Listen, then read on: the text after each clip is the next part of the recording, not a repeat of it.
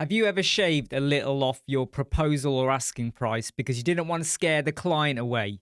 We all have done that in the past, and some of you are probably doing it now. It feels nicer, it feels safer, but it's not.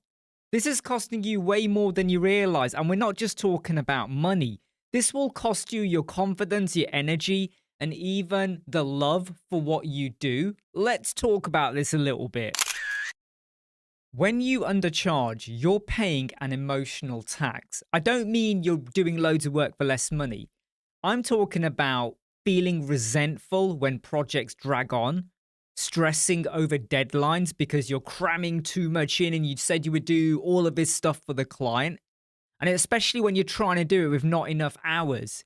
You start doubting yourself. You start wondering if you're capable or why you took this project on in the first place. And here's the brutal truth. Every time you drop your price just this once, you're actually teaching the clients that your work isn't worth full price.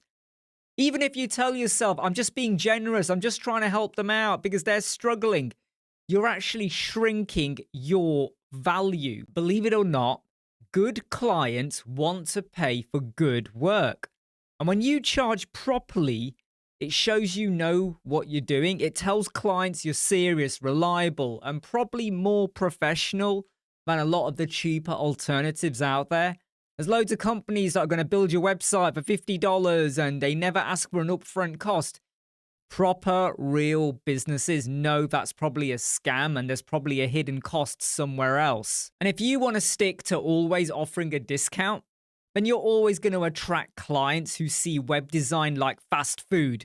Cheap, quick, disposable. Not people who want real partnerships. You're not a bargain bin. You're a builder of businesses. Start charging like it. Now, I know for some of you, raising your prices feels a little bit scary. You know, in the old days, I used to panic every time I asked a little bit more. But here's what helped me to make that leap and start charging more. Track your time. Seriously, start writing down how long you spend doing certain things like the domain, the DNS, the email before we even started building the website.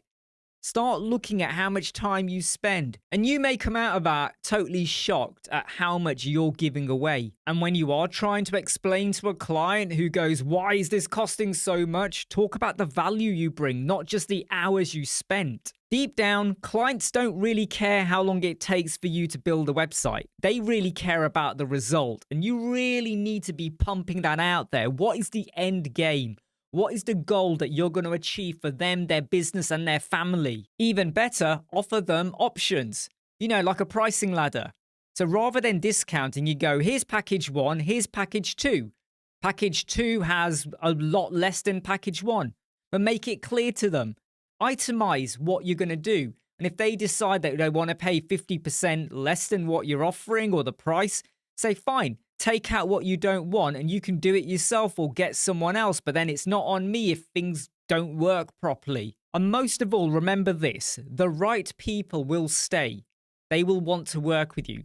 Because if someone walks away, even though you've charged quite fairly and you explained it and they couldn't see that, they were probably never the right client for you in the first place. I don't care what anyone says, right? Charging your worth isn't about greed. It's about survival. It's about having enough fuel mentally and financially to keep going, to keep pumping out, to keep doing what you love. The best work you'll ever do doesn't come from being exhausted, broke, doubting yourself, paranoia, imposter syndrome. It comes when you're respected and you're feeling proud for what you do with how you make a difference.